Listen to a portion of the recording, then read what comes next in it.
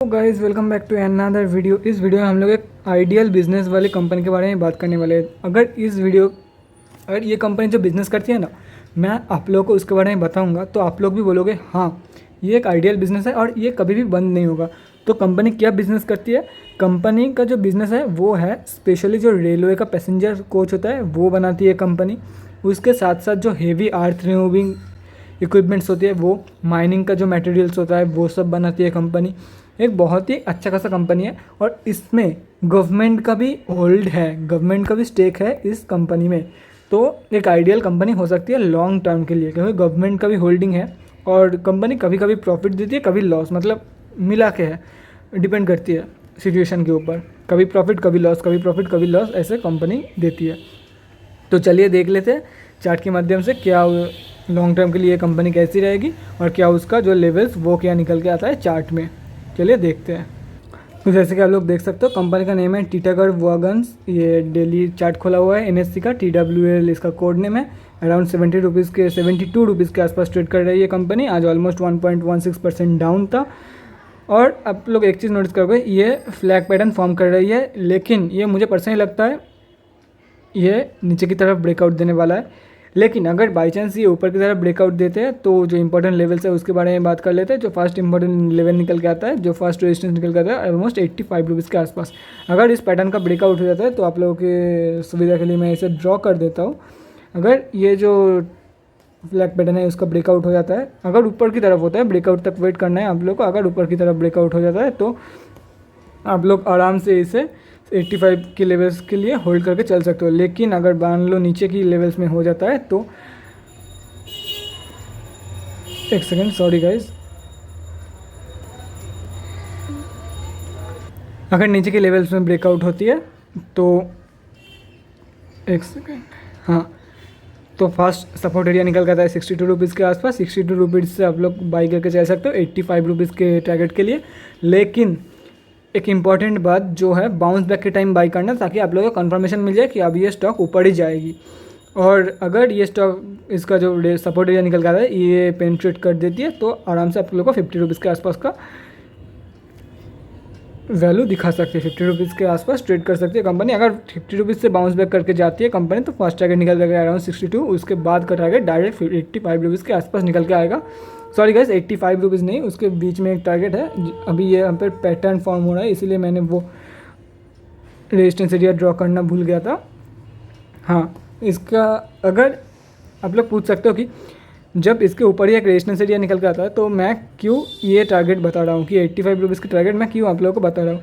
आप लोगों को पता होगा, जिन लोगों को नहीं पता है उन लोगों के लिए मैं बता देता हूँ। अगर एक पैटर्न फॉर्म होता है ना, उसका जो हाईएस्ट पॉइंट होता है, पैटर्न का जो हाईएस्ट पॉइंट होता है, मतलब एक फ्लैग पैटर्न में इसका जो हाईएस्ट पॉइंट ये निकल के आता है, उसका हाईएस्ट पॉइंट से ऊपर ही वो क्लोज होता है। और इसका हाईएस्ट पॉइंट जो निकल के आता है वो आराम से 75 रुपये को पेनिट्रेट करके ऊपर चली जाती है।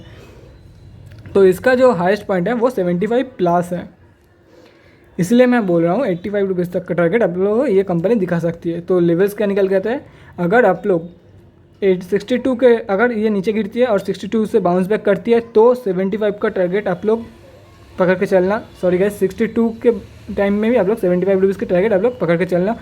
अगर 63 के अराउंड बाई करते हो, ये जो सपोर्ट एरिया निकल के आता है इसके बाउंस बैक के टाइम बाई करते हो तो 75 फर्स्ट टारगेट, 85 सेकंड टारगेट और 96 के आसपास थर्ड टारगेट निकल के आता है। अगर ये जो पैटर्न फॉर्म है इसके ब्रेकआउट के बाद आप लोग बाई करते हो, ऊपर की तरफ ब्रेकआउट के बाद बाई करते हो तो फर्स्ट टारगेट 85, सेकंड टारगेट 96 के आसपास निकल के आती है। और अगर आप लोग ये जो 50 रुपये के आसपास है, 50 रुपये के बाउंस बैक के टाइम आप लोग बाई करते हो तो फर्स्ट टारगेट निकल के आता है अराउंड 63 के आसपास, सेकंड टारगेट 75 और रेस्ट तो 85 और 90 से आप लोग को पता ही है। और मैक्सिमम एक स्टॉक, नॉर्मली एक स्टॉक दो टारगेट अपने दो रेजिस्टेंस या सपोर्ट एरिया एक ट्रेंड में, एक कंटिन्यूस ट्रेंड में पेनिट्रेट करके जा सकती है, उससे ज़्यादा नहीं। उसके मतलब 90% 99% चांसेस होता है कि थर्ड जो रेजिस्टेंस या सपोर्ट एरिया है, अगर रेजिस्टेंस है तो वहाँ से नीचे गिर जाएगा और अगर सपोर्ट है तो वहाँ से बाउंस बैक कर जाएगा। तो चलिए गाइस एक बार डिलीवरी परसेंटेज देख लेते हैं। और अगर डिलीवरी क्वांटिटी के बारे में बात करूँ ना तो आज ऑलमोस्ट 2.5 लाख क्वांटिटी लोग CNC में घर लेके गए हैं, वो भी मैं दिखा देता हूँ NSE के वेबसाइट में जाके। तो ये जैसे कि आप लोग देख सकते हो ये NSE में खुला हुआ है, निफ्टी 500 में लिस्टेड है कंपनी। आज का जो क्लोजिंग हुआ था ऑलमोस्ट अपने डेली लो के आसपास क्लोजिंग हुआ था और आज ये स्टॉक ऑलमोस्ट डाउन भी था, ऑलमोस्ट लैक्स क्वांटिटी ट्रेड हुआ है, जिसका वैल्यू निकल जाता है 461 लाख रुपीज़। जो पेंडिंग ऑर्डर क्वांटिटी है एएमओ में वो है 1811 क्वांटिटी, जिसका प्राइस पॉइंट निकल जाता है 72 रुपीज़ 35 पैसे के आसपास। अगर हम लोग 52 वीक हाई के बारे में बात करें तो 77 और 52 वीक लो 38, जो कि हाल ही में 52 वीक हाई, जैसे कि मैं बोल रहा था कि अभी फ़िलहाल निफ्टी जो है कुछ दिन पहले ही अपना हाई टच करके नीचे गिरी है। अभी कंसोलिडेट कर रही है एक प्राइस पॉइंट पे, एक रेंज में, कभी ऊपर कभी नीचे जा रही है, लेकिन कंसोलिडेट कर रही है बुरी तरीके से। इसलिए 90% स्टॉक अभी भाग चुकी है। आप लोगों को बेस्ट एंट्री अभी किसी भी स्टॉक में मिलना मुश्किल हो जाएगा। अगर आप लोग को वेट करना है तो निफ्टी को थोड़ा कूल डाउन होने दीजिए, बाकी स्टॉक्स को भी थोड़ा कूल डाउन होने दीजिए, नीचे के लेवल्स में गिरने दीजिए, तब आप लोग बाई करके चल सकते हो। अभी अगर निफ्टी जब नीचे होता है तब आप लोग को 10 में से 6 स्टॉक में एंट्री करने का मौका मिलता है, लेकिन जब निफ्टी हाई के बाद हाई में होता है तब भी आप लोगों को 4 स्टॉक तो 10 में से आप लोगों को एंट्री करने का मौका मिलता ही है। अगर निफ्टी जब नीचे गिरता है हाई को टच करने के बाद, तब आप लोगों को मतलब 1 या 2 स्टॉक्स, हार्डली 20 में से 1 स्टॉक आप लोग बोल सकते हो एंट्री करने का मौका मिल सकता है, क्योंकि सभी स्टॉक में तब प्रॉफिट बुकिंग चल रहा होता है। तो एक बार देख लेते हैं कंपनी का फिगर्स भी एक बार चेक कर लेते हैं, मार्केट कैप के साथ प्रॉफिट एंड लॉस क्या निकल जाता है, क्या प्रॉफिटेबल है या लॉस में है, वो भी एक बार चेक कर लेंगे कंपनी के बारे में। तो आप लोग देख सकते हो Titagarh wagons is mainly engage in manufacturing and selling of freight wagons, passenger coaches, steel casting, specialized equipments and bridges, ships, heavy earth removing and mining equipments. Market cap के बारे में बात करें तो मार्केट कैप निकल जाता है 874 करोड़ के आसपास का।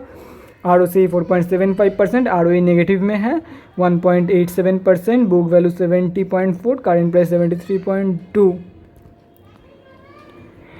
हाई निकल गया था 52 वीक का 77.2, फिलहाल अभी 52 वीक हाई के आसपास ट्रेड कर रही है compare to the 52 week low. Dividend 1 रुपये कभी नहीं देती है। प्रोज एंड कॉन्स के बारे में बात करें तो pros stock is trading around its 1.04 times its book value, company has low interest coverage ratio, ये कॉन्स में है। डिलीवर्ड पुअर सेल्स ग्रोथ, ये इतना ज़्यादा कुछ खास नहीं है क्योंकि इसके पास जो प्रोजेक्ट है वो ही बहुत ज़्यादा है इसके आगे बढ़ाने के लिए। अगर मार्च के क्वार्टर के बारे में बात करें तो जैसे कि मैंने बताया कभी लॉस होती है कभी प्रॉफिट, लेकिन कंपनी का जो एक्सपेंसेस है वो बहुत ही ज़्यादा निकल के आती है। थोड़ी सी सेल्स में गिरावट देखने को मिल रही है आप लोगों को, लेकिन जो प्रॉफिट फिगर है उसमें अच्छा खासा रिकवरी देखने को मिला है। 76 लाख मतलब 20 लाख के लॉस से डायरेक्ट 76 लाख का प्रॉफिट अच्छा खासा जंप देखने को मिल सकता है आप लोगों को। मार्च 2021 का ईयरली बेसिस में एक अच्छा खासा डाउन देखने को मिल सकता है कोरोना की वजह से, और जो सेल्स है मतलब जो नेट प्रॉफिट है वो भी धीरे धीरे इम्प्रूव हो रही है। बैलेंस शीट के बारे में बात करें तो बोरोइंग्स रिजर्व से भी ज़्यादा है कंपनी के पास, तो लॉन्ग टर्म के लिए एक मीडियम स्टॉक है 5 आउट ऑफ 10। प्रोमोटर होल्डिंग्स के बारे में बात करेंगे। प्रोमोटर होल्डिंग्स अगर देखते हो आप लोग, गवर्नमेंट का स्टेक है जिसकी मैंने बताया 0.01% गवर्नमेंट का स्टेक है। DIIs ने अपनी होल्डिंग कम की है, FIIs ने भी अपनी होल्डिंग कम की है, प्रोमोटर्स ने भी अपनी होल्डिंग कम की है। गवर्नमेंट का होगा तो क्या होगा कि ये सब बड़े प्लेयर्स हैं। अगर आप लोग प्रोमोटर होल्डिंग देख के पूरे स्टॉक को जज करना चाहते हो तो ये गलत हो। FIIs, DIIs और जो बड़े बड़े रिटेलर्स होते हैं वो सब बड़े प्लेयर्स होते हैं फील्ड का।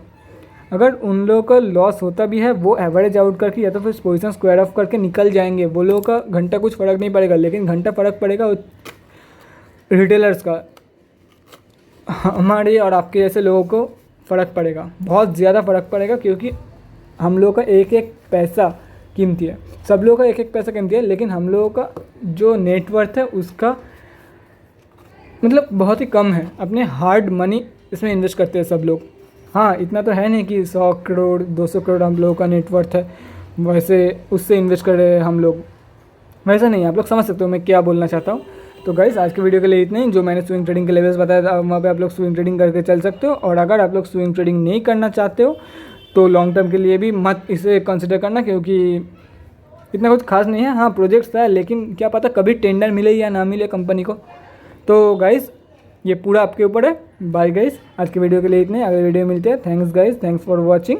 Bye guys and keep supporting. Stay home, stay safe, bye.